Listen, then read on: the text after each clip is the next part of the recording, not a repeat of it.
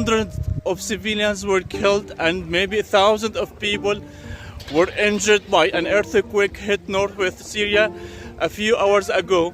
Many buildings in different cities and villages in northwest Syria collapsed, destroyed by this earthquake. Our teams responded to all the sites and the buildings, and still now many families now are under the rubble. Our teams trying to save them, trying to save the people, to save all the people from under the rubble with all capabilities, but it's very difficult task for us. We need help.